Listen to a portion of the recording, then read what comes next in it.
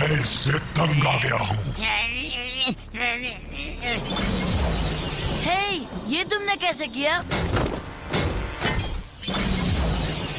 कितने अच्छे हो। 5 years later.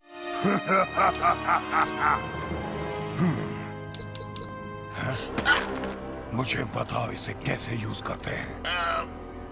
नहीं।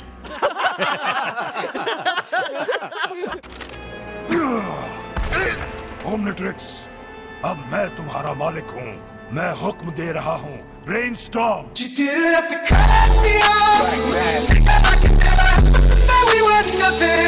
Big chill.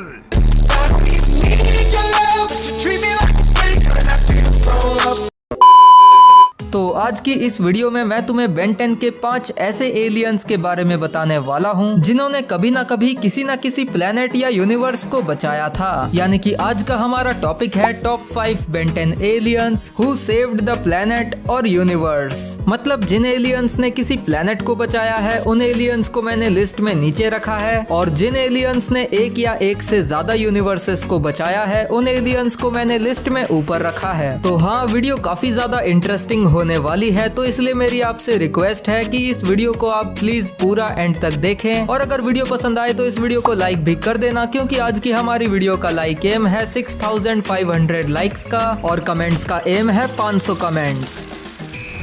Number 5, Goop. तो जब बेन 10 अल्टीमेट एलियन में अल्टीमेट एग्रेगोर मैप ऑफ इन्फिनिटी की हंट पे निकला था, तो अल्टीमेट एग्रेगोर मैप ऑफ इन्फिनिटी के एक पीस को ढूंढते हुए रिपजॉस के प्लेनेट पे भी आया था, क्योंकि प्रोफेसर पैराडॉक्स ने मैप ऑफ इन्फिनिटी के एक टुकड़े को रिपजॉस के प्लेनेट के कोर में उस पूरे प्लेनेट के ग्रेविटेशनल स्टेबलाइजर के रूप में छुपा के रखा था। पर जब अल्टीमेट एग्रेगोर उस मैप ऑफ इन्फिनिटी के पीस को, या यूं कहूं कि रिपजॉस के प्लेनेट के ग्रेविटेशनल स्टेबलाइजर को ही उड़ा के ले गया, तब रिपजॉस का प्लेनेट पाइसेस धीरे धीरे टुकड़ों में बट के स्पेस में जाने लगा, यानी कि तबाह होने लगा। लेकिन तब बेन ने समझदारी दिखाते हुए खुद को गूप में ट्रांसफॉर्म किया और गूप के एंटी ग्रेविटी प्रोजेक्टर को पाइसेस के स्टेबलाइजर की तरह यूज करने की कोशिश की, जो कि लकीली काम भी कर गया, और बेन ने कैसे ना कैसे करके रिपजॉस के प्लेनेट को आखिरकार बचा ही लिया। पर हाँ, यहाँ पे एक गौर करने वाली बात ये है कि रिपजॉस के प्लेनेट को बचाने में गूप से ज्यादा गूप के anti gravity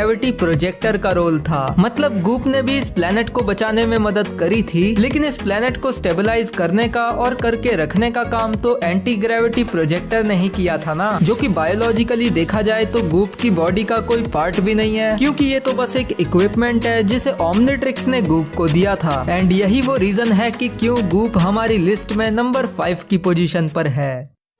If it can pull me together, maybe it can do the same for the planet.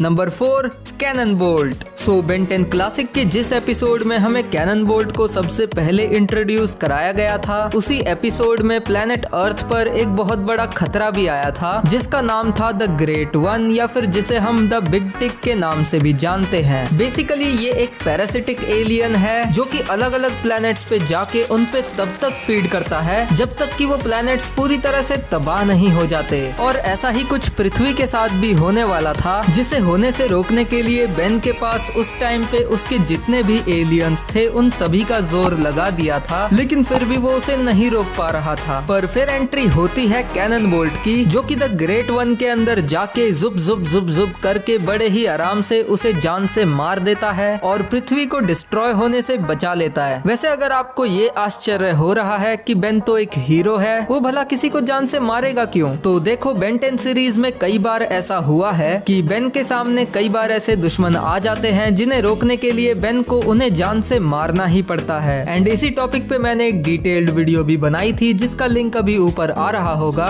चाहो तो देख लेना। अब तो इसकी तबाही अंदर से शुरू करनी होगी। Me voy a matar, que me último. Uy, uy, uy, uy.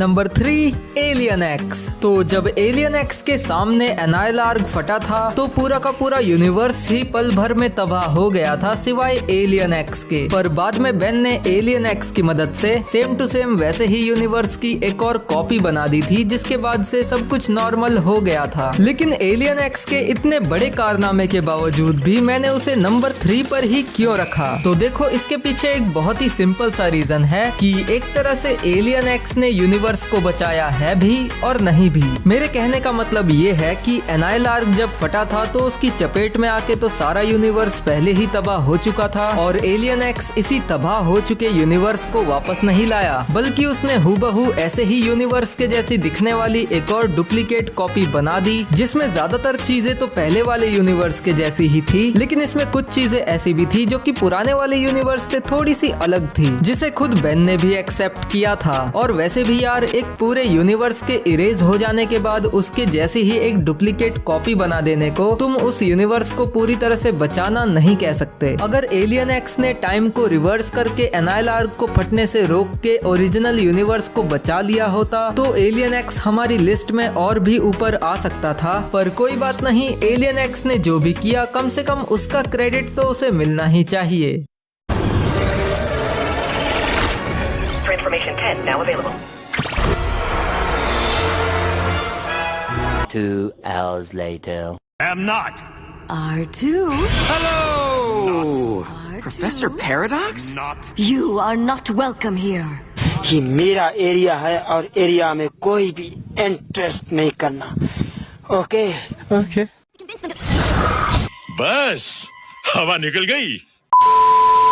Number 2, feedback. सो हाँ, फीडबैक ने भी एक बार यूनिवर्स को बचाया था और वो था बेन 10 ओमनिवर्स के लास्ट एपिसोड में। एंड ऐसा उसने किया था मेल्ट्रोएंट के एनाइलार्ग को रोककर, क्योंकि मेल्ट्रोएंट अपने इस मॉडिफाइड एनाइलार्ग से अपने मतलब का एक यूनिवर्स बनाना चाहता था जो कि हमारे प्राइम बेन के यूनिवर्स को बनने से पहले ही रिप्लेस कर देता। और अगर मेल्ट्रोएंट अपने इस इरादे में कामयाब हो जाता ना तो टाइम स्ट्रीम की तो समझो वाट लग जाती, क्योंकि अगर प्राइम बेन का यूनिवर्स नहीं होता तो प्राइम बेन भी नहीं होता, और अगर प्राइम बेन नहीं होता तो उसे ओमनिट्रिक्स भी नहीं मिलती, और अगर प्राइम बेन को ओमनिट्रिक्स नहीं मिलती तो मल्टीवर्स भी उस तरह से नहीं फैलता जिस तरह से उसे फैलना चाहिए था। एंड वो सारे इवेंट्स भी नहीं हुए होते जिनके चलते ये तीनों बंदर क्वांटिमिलियाज की शिप पे पहुंचे थे। और अगर ये तीनों क्वांटिमिलियाज की शिप तक पहुंचते ही नहीं तो जो कुछ भी मैंने तुम्हें अभी थोड़ी देर पहले बताया वो सब भी नहीं होता। मतलब टाइम स्ट्रीम की ऐसी खिचड़ी बनती ना कि तुम सोच भी नहीं सकते। पर वो तो अच्छा हुआ कि ओमनिट्रिक्स के फेल से फीचर ने समय रहते बेन को फीडबैक में ट्रांसफॉर्म करा दिया और फीडबैक ने एनाइलार्ग को एब्जॉर्ब करके मेल्ट्रोएंट के यूनिवर्स को बनने से रोक दिया। एंड इसी वजह से उसने हमारे प्राइम बेन के यूनिवर्स को तो बचाया ही बचाया, लेकिन अगर देखा जाए तो एक तरह से इनडायरेक्टली उसने बेन 10 मल्टीवर्स को भी बचा लिया।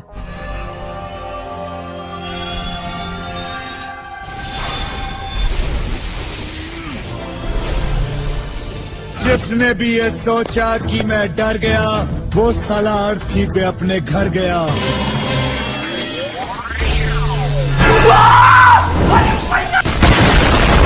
सो फाइनली हमारी लिस्ट में जो नंबर 1 पे एलियन है उसे तो शायद आप सभी ने अभी तक गेस कर ही दिया होगा, पर अगर तुम अभी तक उसे गेस नहीं कर पाए तो चलो मैं ही बता देता हूँ। तो नंबर 1 पे जो एलियन है वो है क्लॉकवर्क। अब नो डाउट क्लॉकवर्क को ही नंबर 1 पे होना चाहिए, क्योंकि क्लॉकवर्क ने किसी एक यूनिवर्स को नहीं बल्कि बेन 10 के पूरे मल्टीवर्स को बचाया था। जब क्रोनोसेपियन टाइम बॉम्ब की मदद से विलगैक्स ने नो वॉच बेन और उसकी टाइमलाइन को छोड़कर बाकी जितने भी अल्टरनेट बेन टेनिसंस थे और उनकी टाइमलाइन थी उन सभी को मिटा दिया था। इन शॉर्ट पूरे के पूरे मल्टीवर्स को खत्म कर दिया था। तब नो वॉच बेन का क्लॉकवर्क ही था जो मसीहा बन के आया और क्रोनोसेपियन टाइम बॉम्ब के धमाके को रिवर्स करके जितनी भी मिट चुकी टाइमलाइंस और बेन टेनिसंस हैं उन सभी को वापस से रिस्टोर किया। और इसी वजह से क्लॉकवर्क हमारी लिस्ट में नंबर 1 की पोजीशन पर है।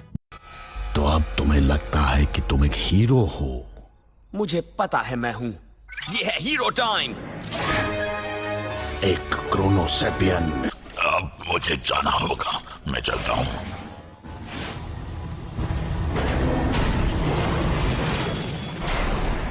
बस हवा निकल गई। तो गाइज यही थी आज की वीडियो, जहां पर मैंने आपको बेन 10 के 5 ऐसे एलियंस के बारे में बताया जिन्होंने कभी ना कभी किसी ना किसी प्लेनेट या फिर यूनिवर्स को बचाया था। और अगर आपको ये वीडियो पसंद आई हो तो लाइक शेयर सब्सक्राइब करना ना भूलें। और अगर मुझसे कोई ऐसा एलियन छूट गया था जिसने किसी प्लेनेट या यूनिवर्स को बचाया था तो मुझे कमेंट्स में जरूर बताएं। मेरी लेटेस्ट Q&A वीडियो जिसमें कि मैंने फेस रिवील किया है वो अभी तक नहीं देखी तो लेफ्ट वाले बॉक्स पे क्लिक करके देख सकते हो, या फिर अगर ऐसी ही और भी मजेदार रैंकिंग वीडियोस देखना चाहते हो तो राइट वाले बॉक्स पे क्लिक करके देख सकते हो। बाकी मैं मिलूंगा तुमसे अगली वीडियो में, तब तक के लिए बाय बाय।